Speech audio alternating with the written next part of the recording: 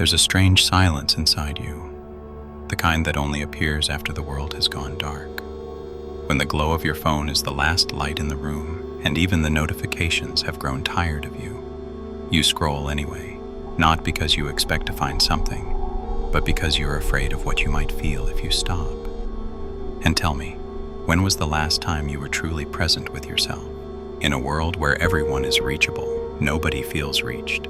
In a world where you can speak to anyone instantly, you still feel unheard. And in a world where thousands of digital voices fill your screen, you still feel profoundly alone. This is the paradox of connection. The more available the world becomes, the more invisible you feel inside it. Group chats that never rest, feeds that never end, matches that mean nothing, faces sliding past your thumb like ghosts. And the truth underneath all this noise, you've never been more connected, and you've never felt more alone. Why does that hit so deeply? Because deep down, you sense a truth most people avoid.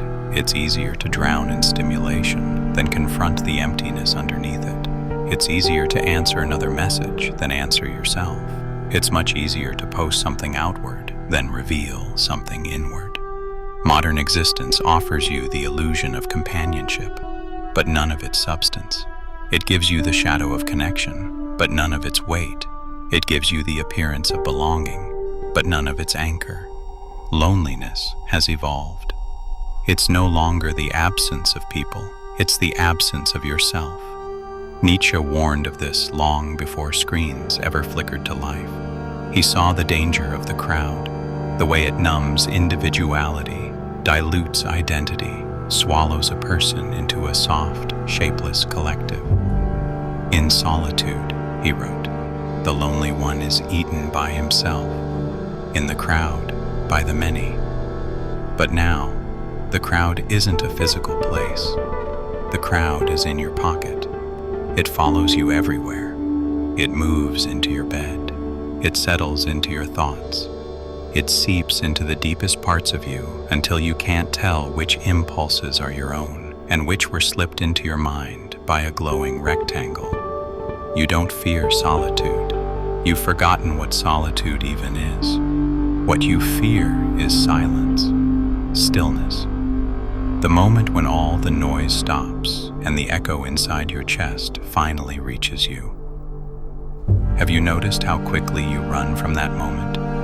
Loneliness spreads not because the world abandoned you, but because you abandoned the only place where the real you was ever meant to be found.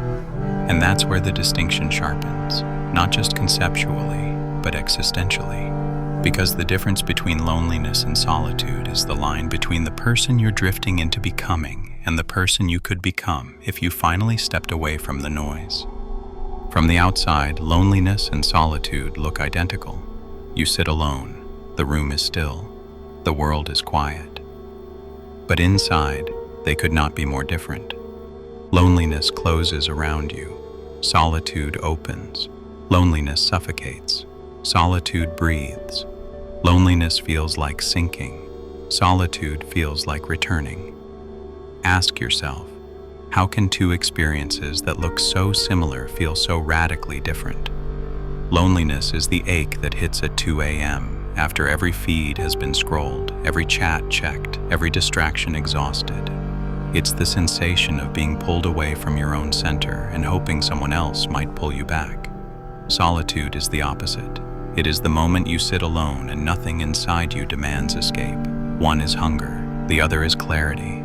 Loneliness blooms when you've lost connection to your own inner world and secretly hope another person will deliver you back to it.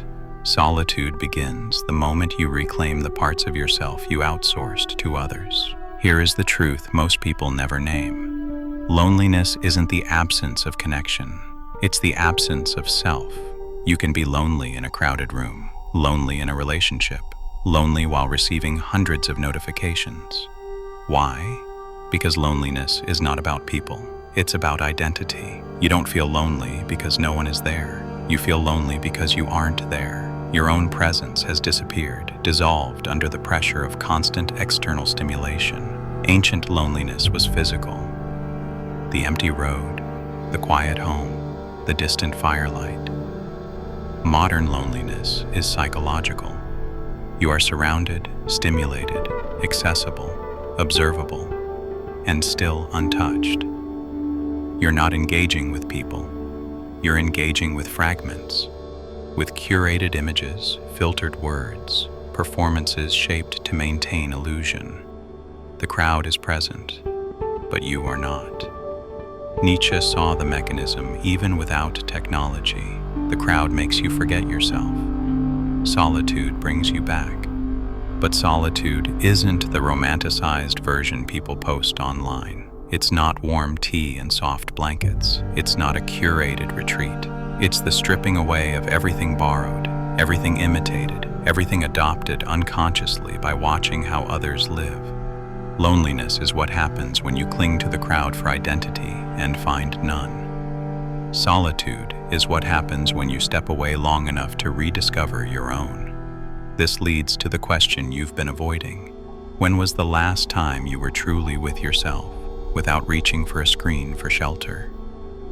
When you're lonely, your attention scatters outward, searching for someone to pull you back into yourself. But solitude does the opposite. It gathers you. It steadies the mind, sharpens the senses, and asks for the kind of courage that doesn't perform for anyone. Loneliness keeps you begging for recognition.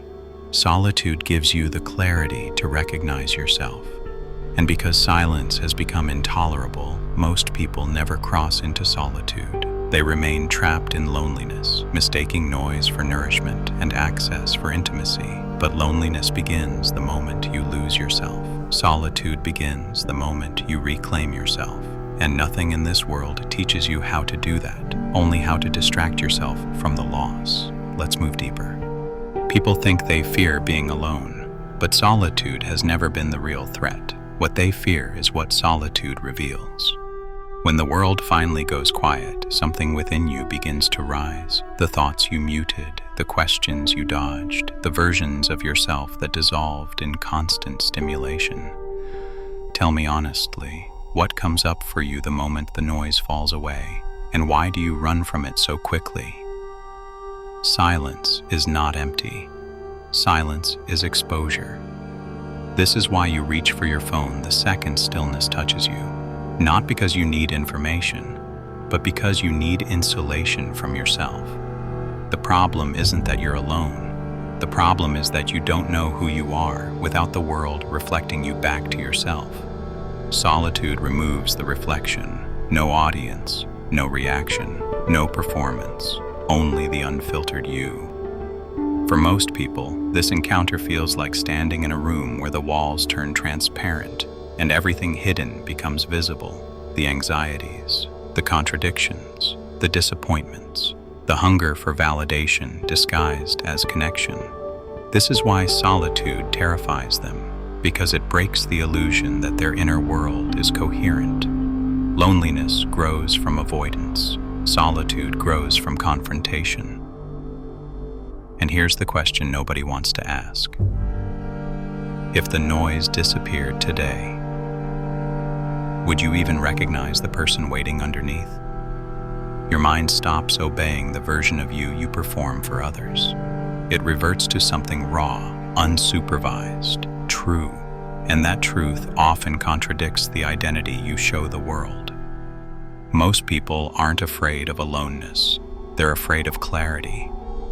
Nietzsche saw solitude as an internal frontier, a territory where borrowed beliefs fall away and only your voice remains. But modern life makes that frontier almost unreachable. There's always another feed, another message, another ripple of other people's moods sliding into your awareness. It's easier to stay exposed to noise than face the question that emerges the moment you step outside it. What if the life you built has nothing to do with who you actually are? Solitude doesn't break you. It reveals the cracks already there. Loneliness isn't the fear of lacking people. It's the fear of confronting yourself without distraction. When people say they hate being alone, they're confessing something deeper. I don't want to be left with the version of myself I've been avoiding. That's the real terror. and the reason most people never cross into themselves. Nietzsche didn't romanticize solitude. He didn't treat it as a poetic aesthetic or an escape from reality. For him, solitude was a forge, the place where a person stops being shaped by the crowd and begins shaping themselves. Modern culture encourages you to stay reachable, softened by the comfort of constant voices. But Nietzsche saw a darker threat. Comfort erodes individuality. Crowds dissolve identity. To him, the crowd wasn't physical. It was psychological. It was the collective pressure that convinces you to think like everyone, want like everyone, live like everyone, until the only thing unique about you is the anxiety that something is missing. The greatest danger in life is not being alone. It's never stepping far enough away to hear your own mind. This is where the spiral deepens. Nietzsche spoke of solitude not as withdrawal, but as ascent. The solitary wanderer was not running from the world. They were rising above its noise long enough to perceive it clearly. You do not rise above humanity by drowning in more of it. You rise by stepping back until the patterns appear. And yet in our era, distance feels impossible. The crowd follows you everywhere, in opinions, notifications, group chats, algorithmic moods bleeding into your awareness. You don't carry the crowd. You absorb it, like low, constant radiation shaping you without your consent. Solitude today is not walking away from people. It is silencing the frequencies that have been speaking in your mind longer than your own voice. And let me ask you, when was the last time your thoughts were truly your own? Nietzsche believed solitude is where the raw self begins to form, the self unsoftened by approval, unbent by expectation, unshaped by imitation. Becoming who you are requires peeling away everything that isn't you. It's not peaceful, it's not comfortable, it's a shedding, a painful emergence into clarity. Most people never reach that point, not because they lack capacity, but because they can't tolerate the discomfort of existing without the crowd as a mirror. They need validation to shape their selfhood. They need comparison to know where they stand. They need noise to avoid their own thoughts. But solitude is the greatest rebellion in a world addicted to attention. Because when you choose solitude, you step outside the system that tells you who to be. You stop absorbing and start originating. You stop reacting and start perceiving. You stop seeking the crowd and start seeking the self. Modern loneliness is not silence, it's saturation. You live surrounded by signals, messages lighting up your screen, avatars floating across timelines, status indicators shifting from online to typing, as if meaning is always 1 second away but never arrives. You're in constant contact yet untouched. This is the new loneliness, a faint hollowness that grows each time you look into the glow of a device and see other people's lives flicker past you like unreachable lanterns. Let me ask you, how many conversations in your life actually touch you anymore? You scroll, you respond, you participate, but nothing sinks in, nothing anchors you, nothing nourishes the part of you that longs for depth. It's interaction without intimacy, attention without presence, connection without weight. Technology didn't invent loneliness. It industrialized it. It turned the world into a room full of voices you can hear but never feel. You can be in 12 conversations at once and more alone than if you were sitting in total silence, because modern connection is built on fragments, small pieces of people presented as wholes, filtered moments, polished performances, synthetic signals. It looks alive but has no emotional gravity. Nietzsche warned of this mechanism long ago, that the more voices you absorb, the softer your own becomes. The more you imitate, the less you originate. Modern loneliness isn't emptiness, it's overexposure. 1,000 impressions that leave no imprint. You're starved for depth in an environment of endless interaction. And here's the uncomfortable question. When everything reaches you, Why does nothing move you anymore? Because the place inside you that connection is supposed to touch has been numbed by overstimulation. What you're missing isn't people, it's presence, it's weight, it's emotional coherence. That's why solitude feels clean, while loneliness feels corrosive. Loneliness is trying to feel whole through signals too thin to hold meaning. Solitude is the choice to stop seeking yourself in reflections too shallow to reveal anything real. And the only escape is the silence you've been avoiding. Being on your own is not about the absence of people, it's about returning to yourself, the self you drifted away from without noticing. You only realize how far you've wandered when the world finally becomes quiet. Not silent, just quiet enough for the static inside you to settle, for your real thoughts to surface again. Those first moments of stillness feel unfamiliar, almost like stepping back into a room you once lived in but left untouched for years. With the noise gone, your inner landscape rearranges itself. Blurred edges come into focus. Avoided truths rise to the surface. What you buried starts to breathe again. This isn't withdrawal, it's a homecoming. And suddenly you see how much of your life has been spent leaning away from your center, tilting toward approval, shaping yourself around expectation, softening your edges to remain accessible. Stillness slowly corrects that tilt, not by forcing you into shape, but by removing everything that was pulling you out of it. You begin to sense what nourishes you and what drains you.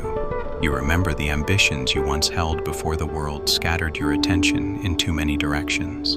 And then a question rises. Who are you when no one else's voice is steering your thoughts? There's a quiet dignity in that moment. Not loud, not triumphant, just real. Time alone draws you inward, not to collapse you, but to rebuild you. It awakens a hunger for honesty instead of applause, truth instead of distraction. In that calm, you finally meet the part of you that has been buried under years of stimulation, the part that doesn't need an audience to feel alive. This is what most people fear, not being alone, being exposed to their own clarity. Stillness strips away the borrowed layers, leaving only what's essential. It isn't gentle, it isn't comfortable, but it's unmistakably true. This quiet space gives you coherence again. The ability to hear your own mind without interference, to feel your own weight, to stand in yourself without needing the world to hold you steady. And once this alignment starts, the ache of emptiness begins to loosen, not because others return, but because you do. You become someone whose presence feels like a homecoming. Time with yourself never takes anything away. It simply returns what you abandoned in order to survive the noise. There comes a moment in every life when the noise that once felt comforting starts to press against your ribs like a tightening wall. You notice it when the group chat falls silent and your chest tightens, as if something you depended on has suddenly slipped out of reach. You notice it when you close the dating app and realize that none of the faces left even the smallest mark on you.